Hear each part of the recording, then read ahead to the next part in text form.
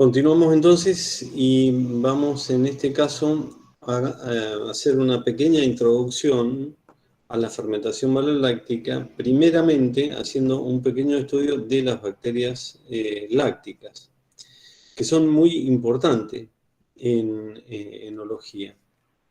Y existe de alguna manera algún paralelismo entre el conocimiento de las bacterias lácticas y el conocimiento, como les decía anteriormente, de las levaduras esquizosaccharomyces que provocan la fermentación maloalcohólica, ya sea porque se quiera promover un proceso de fermentación o porque se quiera evitar un proceso de contaminación, pero siempre para esto es importante el conocimiento profundo del microorganismo.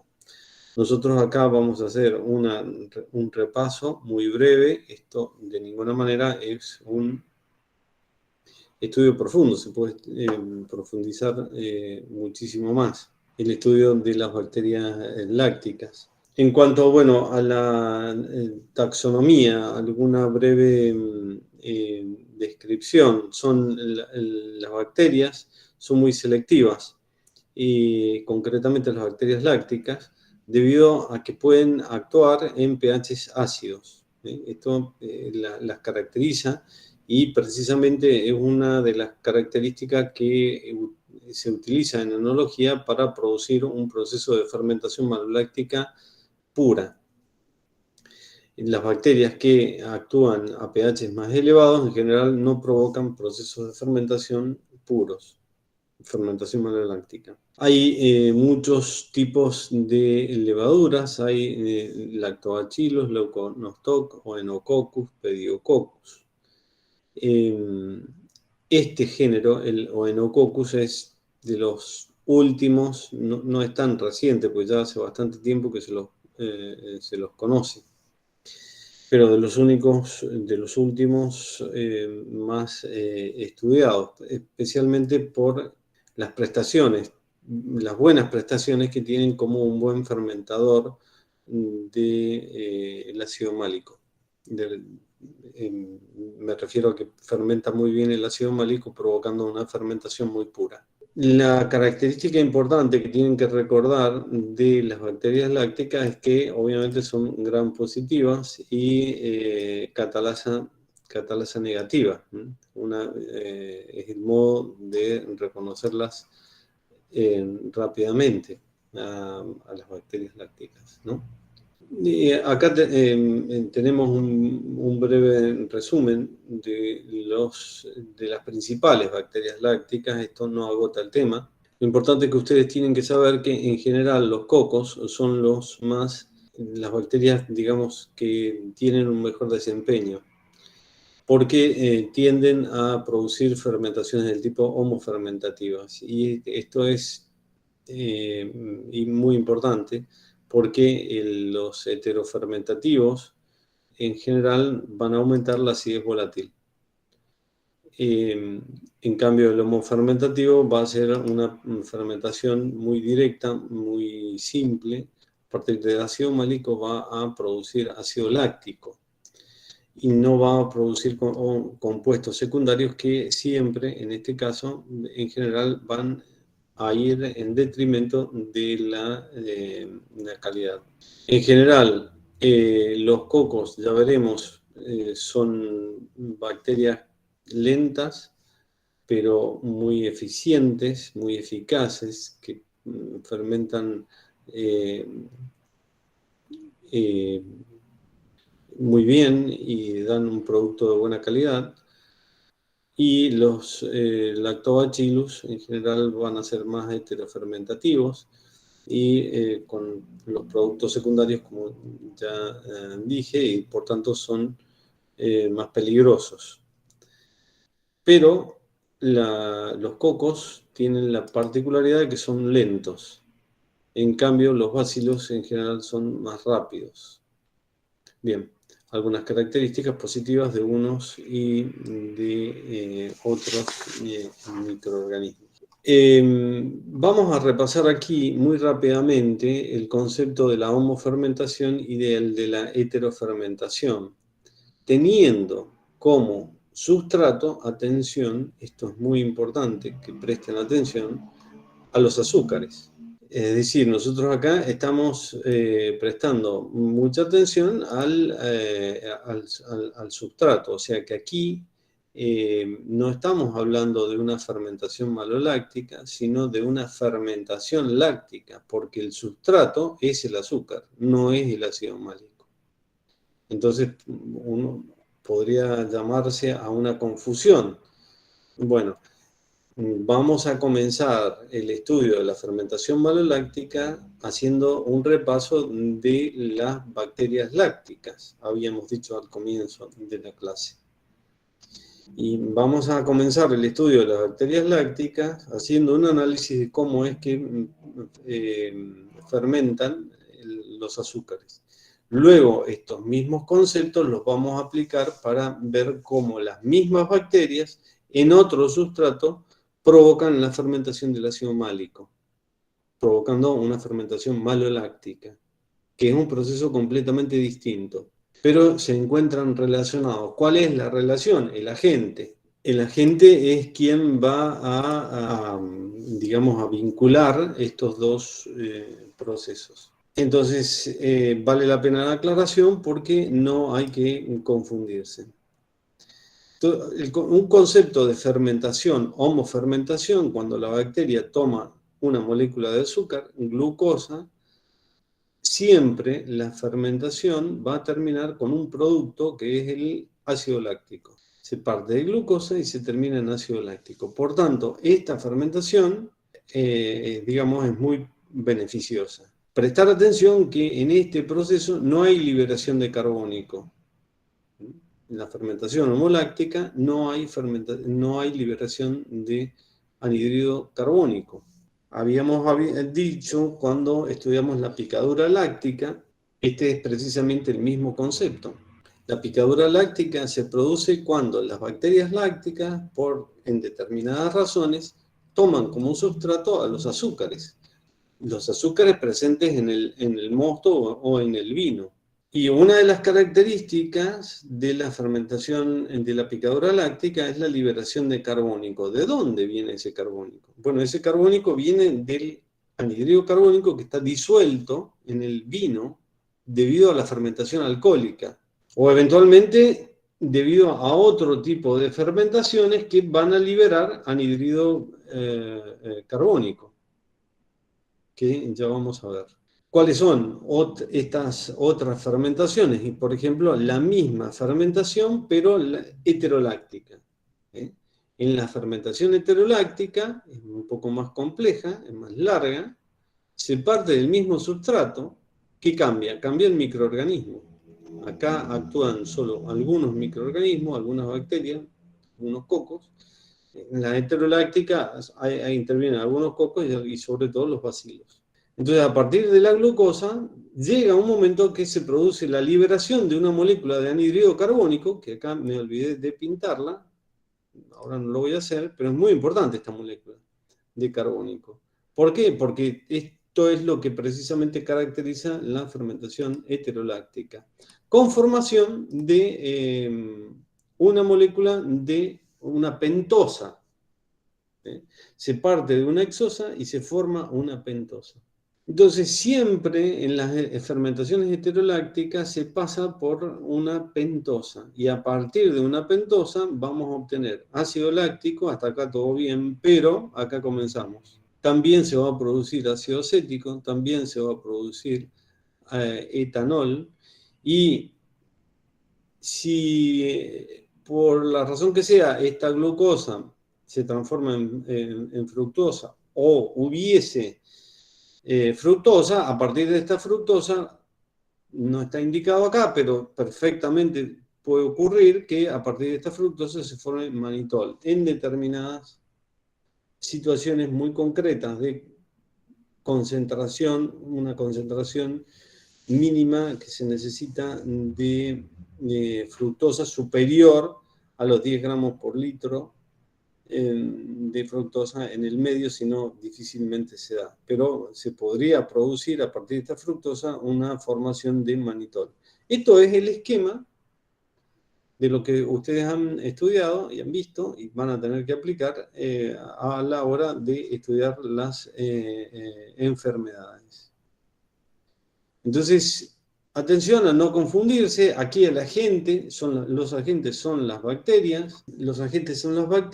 Los procesos pueden llamar a confusión porque producen los compuestos que se obtienen de la fermentación, bueno, son enteramente semejantes, pero son procesos, repito una vez más, completamente distintos. Una cosa es la fermentación de los azúcares por parte de las bacterias, una fermentación láctica, y otra diferente es la fermentación maloláctica, que también la hacen las mismas bacterias lácticas, pero el sustrato cambia. Sobre todo cambia el sustrato. Una cosa es los azúcares, otra el ácido málico. Bien, entonces las heterofermentativas, facultativas, si tienen que partir de una pentosa, obviamente que a partir de una pentosa van a obtener nuevamente ácido láctico, ácido acético.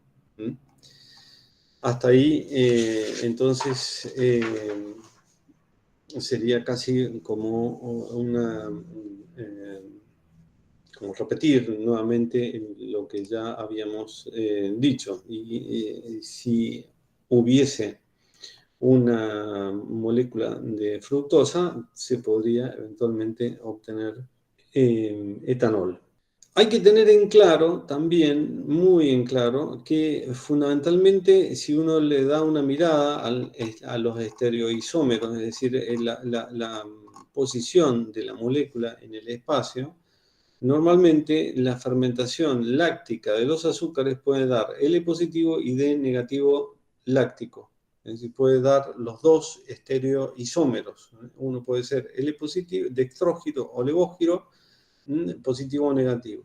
Ya vamos a ver, esta es una característica muy importante porque para distinguir si el origen del ácido láctico, ahora sí hablando exclusivamente del vino, proviene de una fermentación láctica de azúcares o proviene de una fermentación maloláctica. El ácido láctico que se obtiene de la fermentación maloláctica, ya lo veremos, es exclusivamente el L positivo láctico. De ninguna manera se obtiene el D negativo láctico. Bueno, entonces, vamos a hacer una breve descripción de cómo es que evolucionan las bacterias lácticas. Es decir, bueno, cómo se multiplican, algunas características, cómo fermentan, a algún breve análisis de lo que pueden llegar a producir, cómo es el comportamiento, el análisis de la cinética de las fermentaciones. En general lo que podemos ver es que si se hace un estudio, si se hace una siembra de bacterias lácticas en un medio azucarado, ¿no?, con nutrientes, en general entre 24 y 48 horas, luego de este tiempo va a comenzar a aparecer la turbidez. Es decir, esto es la turbidez en un líquido que se ha sembrado de bacterias lácticas es sinónimo de que hay una multiplicación de microorganismos. En este caso, repito, estamos hablando de bacterias lácticas. Siempre la turbidez es una medida indirecta de la cantidad de microorganismos presentes. Este valor de la turbidez se puede utilizar como una suerte de contabilizador de la población de microorganismos. De hecho, hay ciertas técnicas para contabilizar, numerar, contar microorganismos que utiliza el valor de la turbidez. Simplemente lo menciono, se podría hablar mucho más sobre esto que acabo de decir. Entonces, entre 24 y 48 horas comienza a aumentar la turbidez, o sea, ahí empieza, luego de la inoculación, comienza a aumentar la población de microorganismos. Pero de ninguna manera se alcanza la población máxima, se tarda bastante tiempo y depende del tipo de microorganismos. Los bacilos a los 4 días pueden llegar a alcanzar una población máxima, los cocos mucho más de casi el triple, entre 8 a 12 días. Entonces, ahí estamos viendo ya un dato que los bacilos se multiplican mucho más rápido que los cocos. No solamente que fermentan más rápido, como dije antes, sino que se multiplican más rápido. Es decir, tienen un metabolismo más desarrollado más rápido. Y cuando se habla de la cosecha de bacterias, estamos hablando del peso, es decir, la cantidad de bacterias que se multiplican en el tiempo. Uno las podría pesar, y ahí tendría una medida también de la cantidad de bacterias que se han multiplicado. Entonces, siempre la cosecha de bacterias va a ser más elevada en bacterias de tipo heterolácticas que en los homolácticos. Es decir que, una vez más, tenemos que decir que en los heterolácticos son microorganismos que se adaptan más rápidamente al medio, se multiplican más rápido, son más rápidos en crecer y en fermentar. La formación de la acidez no es inmediata. A medida que se produce la fermentación láctica, empieza a aparecer el ácido láctico. Pero no es inmediato, sino que también tarda un tiempo.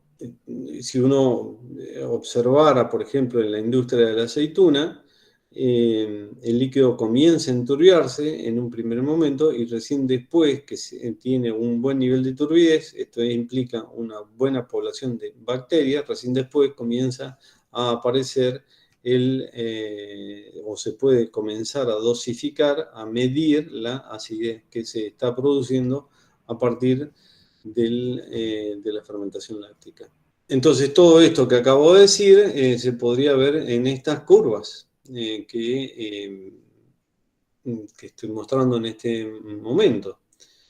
Lo aprovecho para repetir el concepto. Fíjense que esto es la curva del Lactobacillus ilgardii. El Lactobacillus tiene una curva de multiplicación. Acá estamos hablando de los gramos por litro de bacterias formadas. Es decir, esto es lo que estábamos explicando de la cosecha de bacterias. Lactobacillus ilgardii mucho más rápido que Lactobacillus casei, que es esta curva punteada de esta manera, la curva B. Y todavía más bajo es Leuconostoc oinos. Y todavía muchísimo más bajo es Pediococcus cerevisiae. Esta bacteria es realmente de muy buena categoría para la fermentación maloláctica. Decir cuánto ácido forman es una medida indirecta de la velocidad de fermentación maloláctica.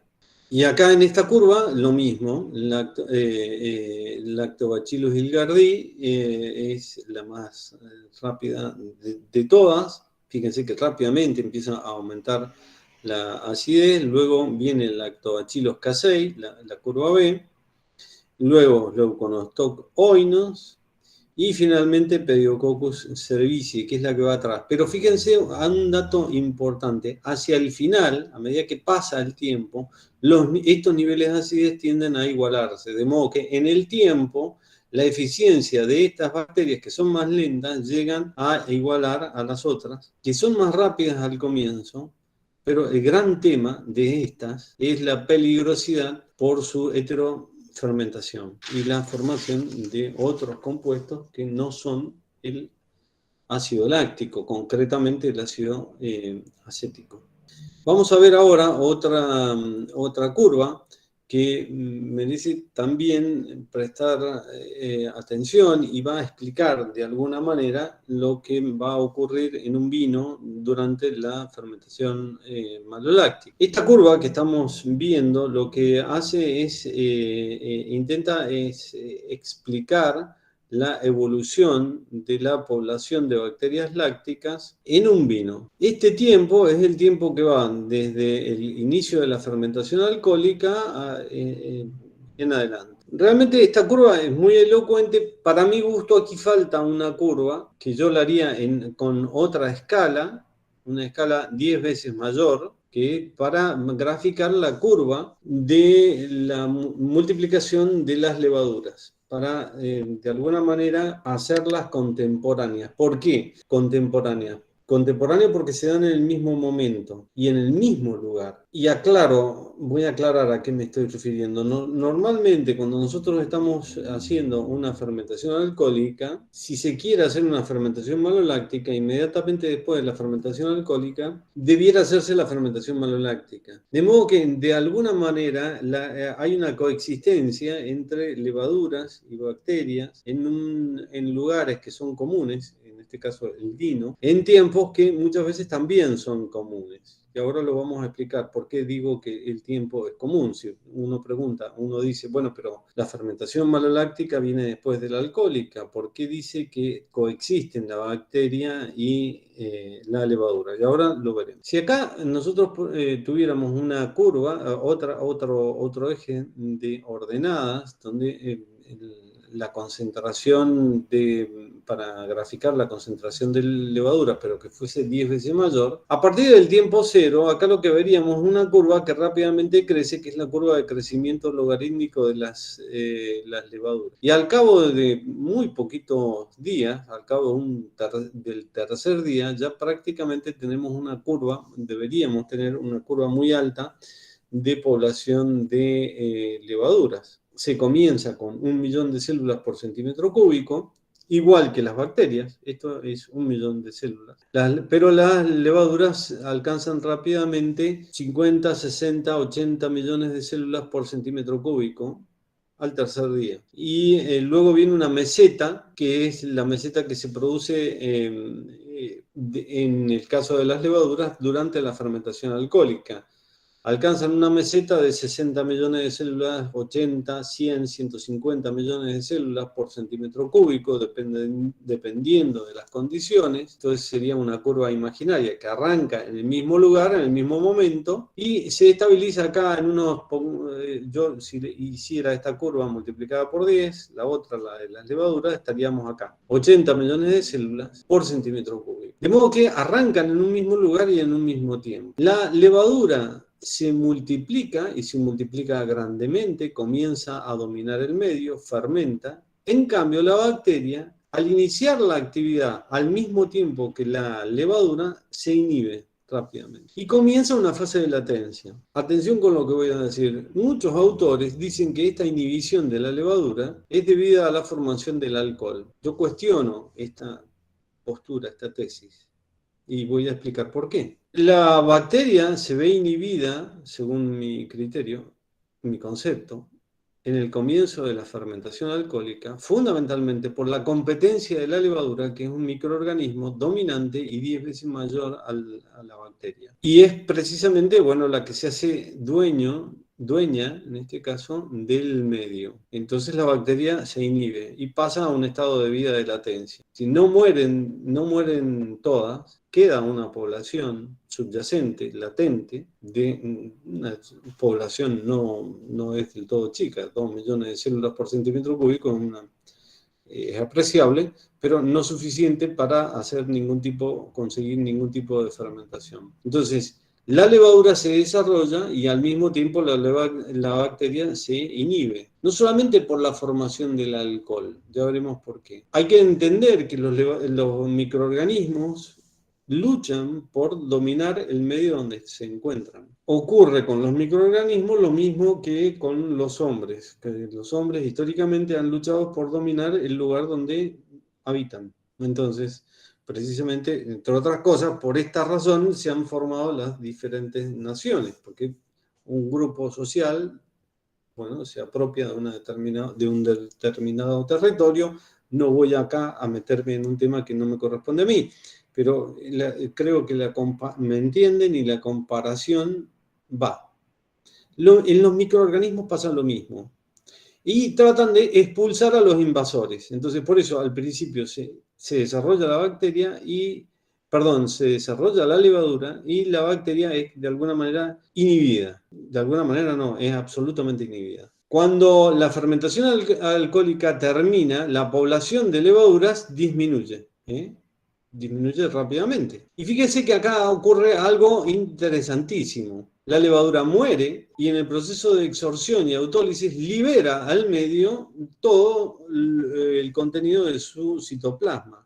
Y dentro del contenido del citoplasma de la levadura encontramos los nutrientes, que son los nutrientes que necesitan las bacterias, nutrientes fácilmente asimilables. Esos nutrientes ya pasaron a través de una pared celular, la de la levadura. Por eso la levadura los había sintetizado y los tenía dentro de su citoplasma. Esos nutrientes son rápidamente absorbidos por la pared celular de la bacteria, lo metaboliza perfectamente y comienza a multiplicarse. Entonces, a raíz muerto, raíz puesto, en los hombres como en los microorganismos. Acá desaparece el dominio de la levadura, que pasa prácticamente a cantidades muy bajas, porque ha muerto, y la bacteria empieza a dominar el medio, utilizando los nutrientes que les ha proporcionado la levadura. ¿Cuándo comienza la fermentación maloláctica acá? Esta flecha está mal puesta, debiera estar puesta aquí, acá, en este punto. A partir de los 6 millones de células por centímetro cúbico, se constata que comienza la fermentación maloláctica. ¿Cómo podemos saber esto? Sabemos que a partir de 6 millones de células por centímetro cúbico, la bacteria comienza a desarrollar, a producir la fermentación maloláctica, porque se puede verificar la disminución del ácido málico y la aparición del ácido láctico en el vino. Eso se puede medir. De manera que es constatable esto que estoy afirmando. Entonces, se necesita una población mínima para que inicie la fermentación maloláctica. Como lo sabemos, midiendo el ácido málico y la desaparición del málico y la aparición del ácido láctico. Muy importante medir la aparición del láctico, porque podría desaparecer el málico y formar otro compuesto que no sea láctico, y en ese caso no sería fermentación maloláctica. Bien, ¿por qué finalmente yo digo que la bacteria no se ve inhibida por el alcohol, aquí en este punto, al comienzo? Porque aquí hay una pequeñísima concentración de alcohol, porque este es el comienzo de la fermentación alcohólica. En cambio, y se ve inhibida con una pequeñísima concentración de alcohol. En cambio acá se desarrolla y está todo el alcohol, absolutamente todo el alcohol, porque ya terminó la fermentación alcohólica. Entonces acá se encuentra la totalidad del alcohol. Entonces, de este modo se demuestra que la bacteria en realidad no se ve inhibida tanto por el alcohol, sino fundamentalmente por la competencia de otro organismo más fuerte que ella, que son las levaduras. ¿Cómo se podría verificar el comienzo de la fermentación maloláctica? Bueno, en un matraz, un tapón de parafina. Acá está, se coloca ese tapón se llena primero el matraz con vino. Con el vino, con la carga microbiológica que tenga, o con la carga, o con el inóculo de bacterias lácticas que ya se le ha agregado al vino. Y en esas condiciones se lo testea al vino, se coloca un tapón de parafina y se lo deja. Entonces, en las mismas condiciones que está en la bodega. Entonces, ¿cómo se va a observar? Se puede verificar el inicio de la fermentación maloláctica, porque en la fermentación maloláctica hay desprendimiento de anhídrido carbónico que va a hacer presión y va a mover el tapón de parafina. Entonces, este es un modo práctico que se puede hacer rápidamente en cualquier laboratorio. Simplemente hay que saber manejar la parafina en caliente, no tan caliente para no tampoco romper el matraz, pero hacer un tapón de parafina con parafina y aceite de parafina, una mezcla, la fermentación maloláctica, sin hacer ningún tipo de análisis. Una vez que uno verifica esto, luego sí puede ir a hacer el análisis del ácido málico y verificar si está disminuyendo, y en ese caso hay que testear el ácido láctico, ver si comienza a aparecer, y en estas condiciones estaríamos en el inicio de la fermentación maloláctica, la fermentación del ácido láctico por parte de las bacterias lácticas. Las mismas bacterias que, si hay azúcar, van a realizar una fermentación láctica de los azúcares, pero eso en enología se denomina picadura láctica. En otras industrias se llama fermentación láctica. Es exactamente el mismo proceso provocado por las mismas bacterias, pero los resultados son muy distintos. Entonces, bueno, hay que aprender a diferenciarlo. Terminamos acá.